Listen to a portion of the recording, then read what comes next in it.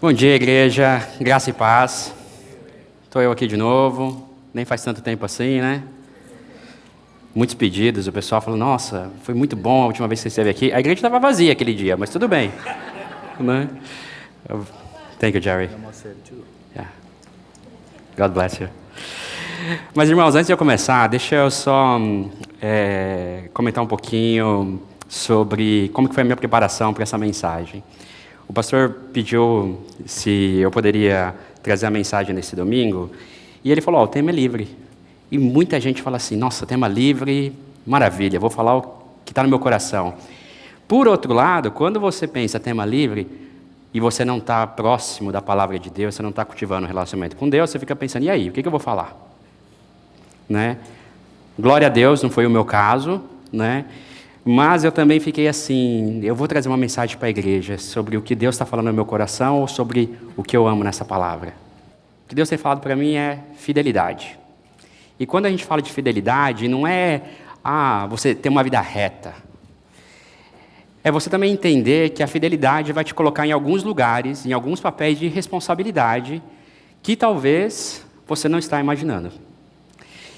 Então, como que essa mensagem veio para mim? Eu tenho lido um livro chamado O Divino Mentor. Acho que eu tenho alguns irmãos aqui que também estão acompanhando esse livro. E esse livro ele traz uma perspectiva assim, de vez de buscar os coaches do mundo,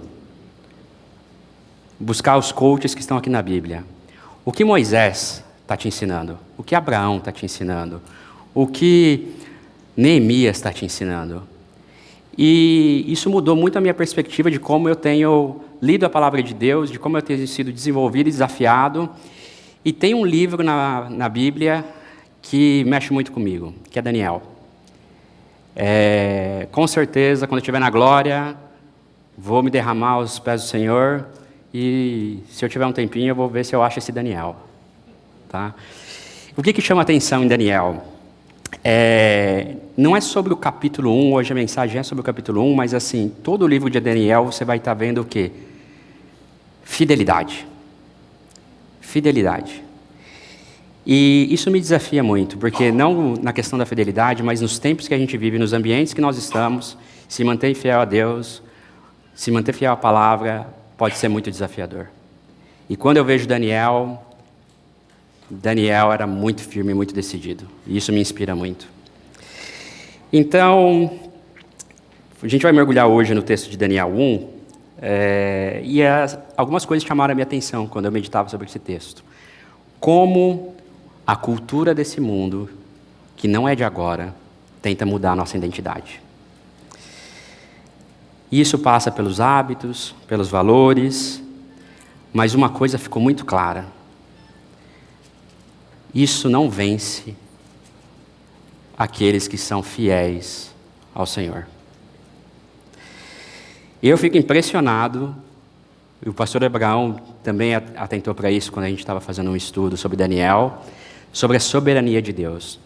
No capítulo 1 de Daniel, você vai ver que Deus entregou o reino de Judá a Nabucodonosor.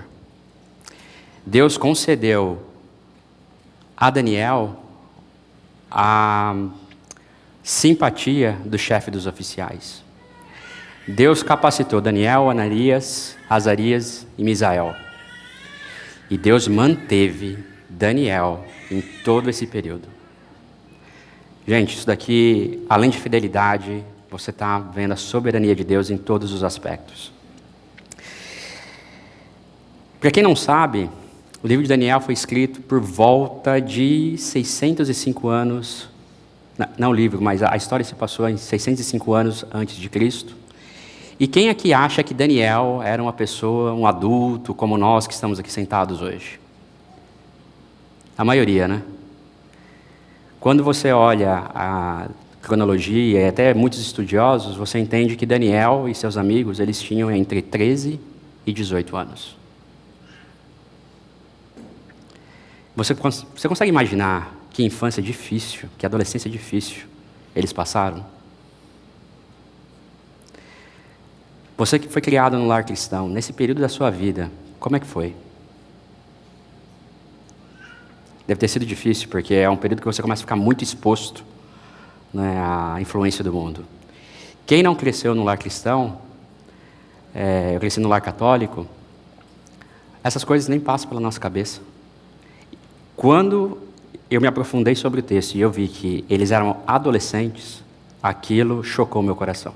E no livro de Daniel, você vai ver que Deus resgata, recompensa, Ele responsabiliza as autoridades que se opõem a Ele, e Ele diz que todos os reinos da terra vão ser substituídos pelo reino eterno. Então, é por isso que eu amo esse livro. Gostaria de começar aqui a nossa leitura no versículo 1. No terceiro ano do reinado de Jeoaquim, rei de Judá, Nabucodonosor, rei da Babilônia, veio a Jerusalém e a sitiou. O Senhor entregou Jeoaquim, rei de Judá, nas mãos dele, e também alguns dos utensílios do templo de Deus. Nabucodonosor levou os utensílios para o templo de seu Deus, na terra de Sinar, e os colocou na mesa do tesouro de seu Deus. Depois, o rei ordenou a Aspenas, o chefe dos seus oficiais, que trouxesse alguns dos israelitas da família real da nobreza, jovens, sem defeito físico, de boa aparência, cultos, inteligentes, que dominassem os vários campos de conhecimento e fossem capacitados para servir no palácio do rei. Ele deveria ensinar-lhes a língua e a literatura dos babilônios.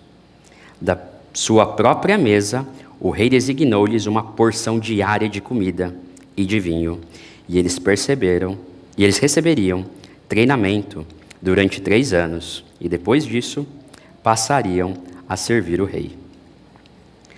Entre estes, encontravam-se alguns que tinham vindo de Judá: Daniel, Ananias, Misael e Azarias. O chefe dos oficiais deu-lhes novos nomes.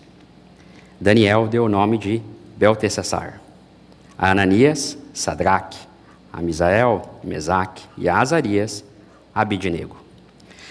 Senhor, a Tua palavra é viva, Pai, a Tua palavra tem poder, Pai, e a Tua palavra, Pai, não muda.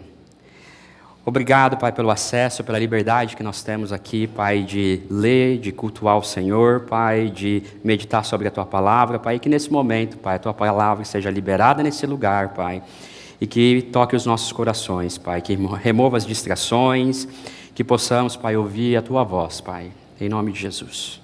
Amém. Meus irmãos, é o seguinte, aqui a gente está vendo a invasão da Babilônia a Judá. E aí, o que a gente vê aqui?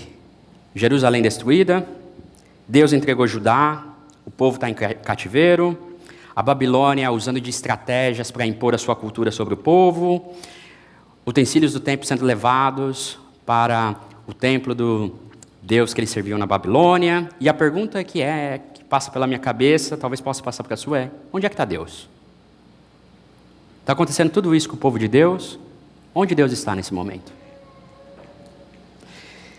E então, a gente vê que algumas dessas estratégias que foram usadas, e o pastor Edmilson comentou até alguma delas no momento da ceia,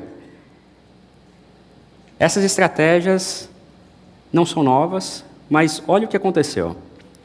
A Babilônia vem e usa a deportação. Ela tira de casa, ela despoja o povo de Deus. Ela tira os melhores e os mais brilhantes. Estão pegando a geração ali que vai provavelmente governar aquele povo nos próximos anos. Isolamento, afasta da sua terra natal, afasta dos amigos, afasta da família. Imersão, muda os hábitos, o estilo de vida, eles vão comer a porção da mesa do rei. E aqui tem um detalhe importante, você pode achar que isso aqui é só alimento, mas muito provavelmente aqueles alimentos eram dedicados ao Deus dos babilônios. Então isso é uma imposição de cultura e também de religião. Não só isso, aí vem a lavagem cerebral, doutrinação. Eles vão ser o quê? Educados nos costumes, na mitologia, na religião, em tudo. E aí, a pergunta que vem é: os nossos filhos estão diariamente em ambientes que apresentam valores diferentes daqueles que estão nas Escrituras. Se eles não forem discipulados em casa, eles vão ser discipulados pelo mundo.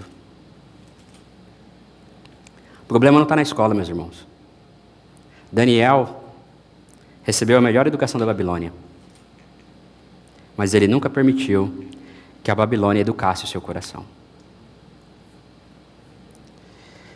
Nessa semana no PGM, quem participa do PGM aqui vai lembrar do texto, 2 Timóteo 3,15, porque desde criança você conhece as Sagradas Escrituras, que são capazes de torná-lo sábio para a salvação, por meio da fé em Cristo Jesus. De novo, o problema não é a escola, meu irmão. Minha irmã, a gente tem que cultivar esses valores dentro de casa. Porque quando os nossos filhos estiverem nesses ambientes, eles vão ter a sabedoria e eles vão ter o discernimento e serão guiados por Deus para não se contaminar. Mas não para por aí. Confusão. Outra estratégia que a Babilônia usou. Trocaram os nomes das pessoas. E você pode achar que isso é uma coisa simples, uma coisa trivial nos dias de hoje. Hoje é fácil, principalmente aqui nos Estados Unidos, você trocar de nome. O que dirá trocar outras coisas, né? Mas naquele tempo, o nome, ele estava relacionado com a sua identidade. E os nomes eram dados, muitas vezes, para honrar a Deus. Então, quando você está trocando o nome, isso é uma forma muito agressiva de você mudar a identidade das pessoas. Então, eu tomei o cuidado de entender qual que era o significado dos nomes de Daniel e seus amigos. Daniel, Deus é meu juiz. Ananias, Deus é gracioso. Misael, quem é igual a ele? E Azarias, Deus ajuda. Essas 4 pessoas, esses 4 jovens, com esses nomes lindos, honrando a Deus, eles tiveram seus nomes trocados. E esses nomes que eles receberam, não se engane, são nomes para honrar os deuses da Babilônia. E aí você vai imaginar, esses jovens, 13 a 18 anos, longe de casa, sozinhos, imersos numa cultura diferente, tendo seus nomes trocados, eles podem muito facilmente estarem abertos a novas ideias. O que dirá nós?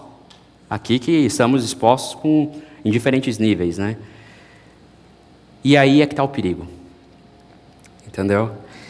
Hoje a gente está vivendo um ambiente de aumento da influência secular. Se você não está acostumado com esse termo, secular, entenda, não cristã. E em todos os lados a gente está tendo essa pressão. Se você não estiver discipulando ou sendo discipulado na palavra de Deus, você está sendo discipulado pelo mundo. Sempre vai ter alguém discipulando. Não se engane. Dias atuais, trazendo isso para os dias atuais, as redes sociais discipulam mais do que a igreja. As pessoas perdem mais tempo aqui, ó, na tela do celular, vendo Reels no Instagram, TikTok, Facebook, YouTube, do que lendo a palavra de Deus, do que orando, do que meditando na palavra de Deus, do que cultivando um relacionamento com o Senhor. Isso daqui não precisa de nenhum estudo, meus irmãos. Se você ver quanto tempo você está dedicando ao seu relacionamento com Deus e olhar aqui a utilização do seu celular, você vai ver quem está ganhando. A agenda substitui a comunhão. Muitas pessoas se afastam da igreja não é porque a fé esfriou, é porque é tanta coisa para você fazer, é trabalho, é escola, é esporte dos filhos, é compromissos sociais, e você começa a deixar a igreja de lado. Ah, eu não vou para a igreja hoje, não vou participar do PGM essa semana por conta de um compromisso. Gente, eu estou falando isso, mas eu também sofro a mesma pressão. Tá? Carreira se torna identidade. Na Babilônia eles trocaram os nomes. Hoje, se eu perguntar talvez para a maioria de vocês, quem é você? Mauro, vou pegar o seu exemplo. Se eu te perguntar quem é você, talvez você fale, não, eu sou o executivo X da empresa que eu trabalho. E isso começou a virar o quê? Normal. Então, assim, a normalização do pecado está fazendo o que com a gente? Ela está redefinindo a nossa identidade. E esse é o cuidado que a gente tem que ter, e esse é o cuidado que a palavra de hoje trouxe para mim. Hoje a gente está, assim, ensinado a responder quem sou eu pela carreira, pelas redes sociais, o que você posta, pela sexualidade, pelas suas opiniões, as opiniões políticas. Isso hoje está definindo quem você é. E Daniel responde: a minha identidade continua pertencendo a Deus. E aqui vem o aviso: isolamento espiritual. A pastora Edmilson acho que falou isso hoje, né? Eu falei que o pastor Edmilson deu um spoiler do meu sermão gigantesco hoje. Próxima vez eu vou alinhar com o pastor, tá? Mas isolamento espiritual. Eu posso seguir Jesus sem a igreja? Minha fé é só entre Deus e eu. A salvação é individual, mas a vida cristã, ela foi feita para ser vivida em comunidade. Então, é por isso que a gente tem que tomar cuidado com o isolamento espiritual. Entendeu? Eu vou ler aqui um texto para confirmar como a vida cristã é planejada para ser vivida em comunidade. Atos 2, 46, 47. Todos os dias continuavam a reunir-se no pátio do templo, partiam o pão em casa e juntos participavam das refeições com alegria e sinceridade de coração, louvando a Deus e tendo simpatia de todo o povo. E o Senhor lhes acrescentava diariamente os que iam sendo salvos. Alguma dúvida que a vida cristã é para ser feita em comunidade? Então, meu irmão, aqui o aviso é: venha para a igreja, participe do PGM, não fique sozinho. Orar, ter um relacionamento com Deus é ótimo. Faz parte da vida cristã também. Mas se você ainda não está convencido de que é isso, que é o plano de Deus para nós, Mateus 18, 20. Porque onde estiverem 2 ou 3 reunidos em meu nome, ali estou no meio deles. Meu irmão, é o seguinte: se você não entendeu que estar na presença de Deus é o melhor lugar para você estar, e que onde tiver 2 ou 3 reunidos em teu nome, esse é o lugar, você está entendendo errado. Então, a vida cristã é para ser feita, é para ser vivida em comunidade. E por que também? Porque isso vai te ajudar a ficar firme no Evangelho. Porque na hora que você tiver aberto a essas novas ideias, algum irmão vai estar aqui junto contigo. O pastor vai estar junto contigo, entendeu? Para te aconselhar. Por isso, tome muito cuidado com o isolamento espiritual. O meu próprio pai, ele fala assim: não, eu acredito em Deus. Nunca foi para a igreja, nunca vai para a igreja. E assim, eu tenho dificuldade, falo assim: pai, você tem que ter uma vida em comunidade. Ele fala: não, mas eu sou bom, eu acredito em Deus, eu faço coisas boas. Eu falo assim: tá bom, pai, mas isso não é suficiente, entendeu? Você precisa estar inserido na comunidade cristã.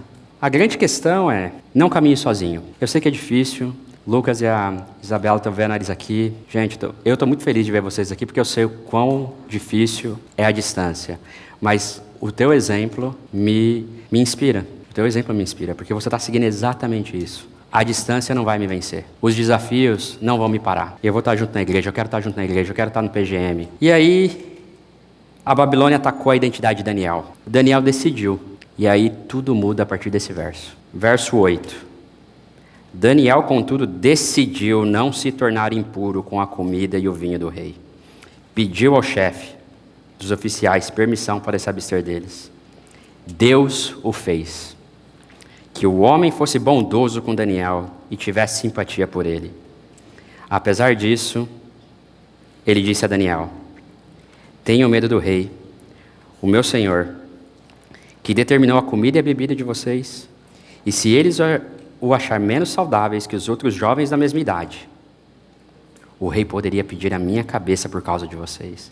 E aí o que eu quero atentar para vocês, meus irmãos, é que se manter fiel à palavra de Deus, muitas vezes vai colocar riscos reais nas vidas. Não só de vocês, mas das pessoas que estão em volta de vocês. Aqui nesse caso, não é uma escolha de um alimento. O rei poderia pedir a vida do chefe dos oficiais. E então, verso 11. Daniel disse ao encarregado que o chefe dos oficiais designara para cuidar dele de Ananias, Misael e Azarias. Peço que faça uma experiência com os seus servos durante 10 dias. Não nos dê nada além de legumes para comer e água para beber. Depois, compare a nossa aparência com a dos jovens que comem a bebida do rei e trate os seus servos de acordo com o que você observar. E ele concordou e fez a experiência com ele durante 10 dias. Meus irmãos, eu vou te falar que a fé de Daniel nesse posicionamento me impressiona.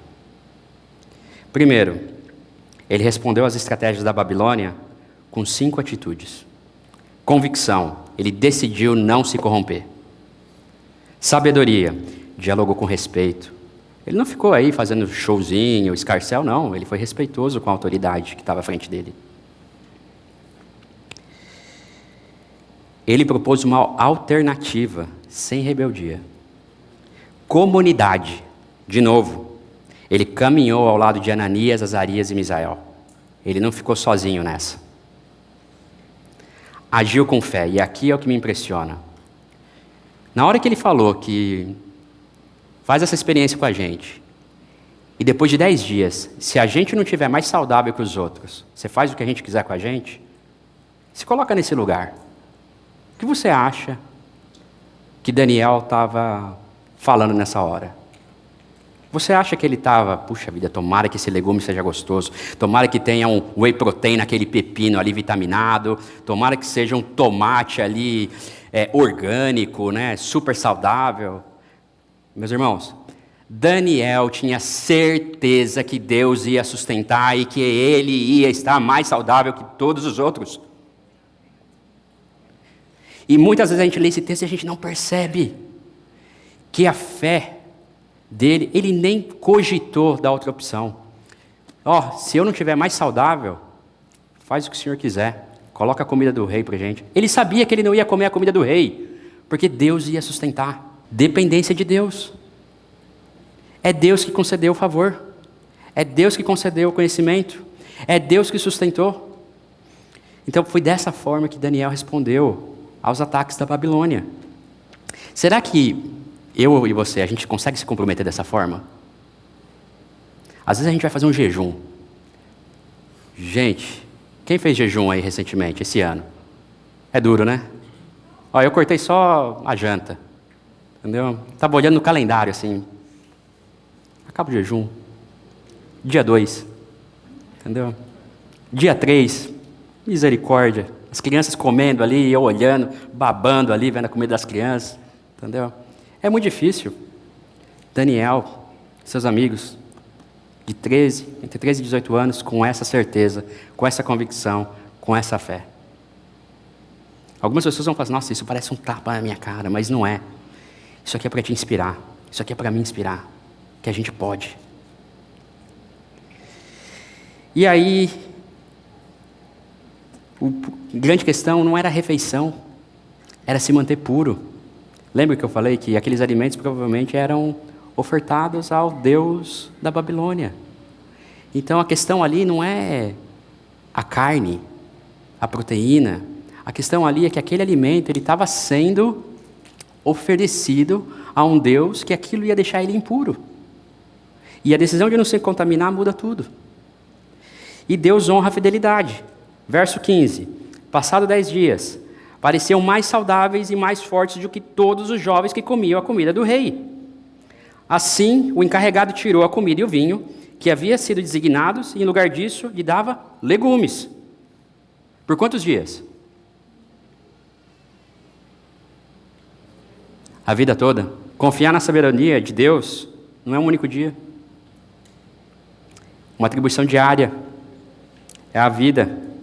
Daniel nos ensina isso no capítulo 1, sim, mas ele ensina isso a todo momento. Se você andar comigo no livro de Daniel, você vai ver que Ananias, Misael e Azarias se mantêm fiéis, não adoram a estátua de Nabucodonosor. Daniel se mantém fiel, não aceita os presentes do rei Belsazar. No reinado do rei Dario, Daniel se mantém fiel, não ora ao rei, continua dedicando suas orações a Deus. A gente sabe as coisas que foram postas diante deles. Então, de novo, fidelidade não é um dia. Estou fazendo jejum por 10 dias. Fidelidade não é isso. Fidelidade é todos os dias. Agora imagina você comendo legumes todos os dias da sua vida para se manter puro. E aí o que é mais bonito? quando o homem decide ser fiel, Deus faz algo extraordinário. Ele começa a agir através dele. E aí, a gente está vendo que as estratégias da Babilônia eram invasão, era deportação, despojaram a cidade de Deus. E você acha que o homem que invadiu a cidade de Deus. E o que está acontecendo? É o contrário. É uma invasão divina na cidade do homem. Deus concedeu a esses 4 jovens, verso 17, conhecimento, inteligência em toda a literatura e sabedoria. Daniel, além disso, sabia interpretar todo tipo de visões e sonhos. Ao final do tempo estabelecido pelo rei, para que os jovens fossem trazidos à sua presença, o chefe dos oficiais apresentou a Nabucodonosor. O rei conversou com eles, e entre todos não encontrou ninguém comparável a Daniel, Ananias, Misael e Azarias. Então eles passaram a servir o rei. O rei lhe fez perguntas sobre todos os assuntos que exigiam sabedoria e discernimento. Descobriu que eram 10 vezes mais sábios que todos os magos e encantadores de todo o seu reino. Quem realmente estava ganhando território? Babilônia ou Deus? Deus. Deus estava ganhando território. Porque a Babilônia achava que tinha levado os jovens. Mas Deus tinha enviado 4 missionários que seriam conselheiros do rei. E aqui, para mim, é o verso mais bonito desse capítulo. Daniel permaneceu ali até o 1º ano do rei Ciro. A gente falou de fidelidade, né? Quem aqui acha, tem um chute aí de quanto tempo Daniel ficou ali nessas posições? Aproximadamente 70 anos. Passaram-se reinados, passaram-se governos, teve a Babilônia, os Medo-Persas. Daniel foi sustentado ali por Deus por todo esse período. O reino de Deus sempre sobrevive os reinos desse mundo. A fidelidade de Deus vai te levar a lugar de responsabilidade. Lembra que eu comentei no começo? Eu posso dar o meu exemplo aqui. Tem hora que eu fico olhando todas as coisas que caem sobre os meus ombros e eu fico pensando, nossa, é muito, eu vou ter um burnout. Mas na verdade, é a nossa fidelidade.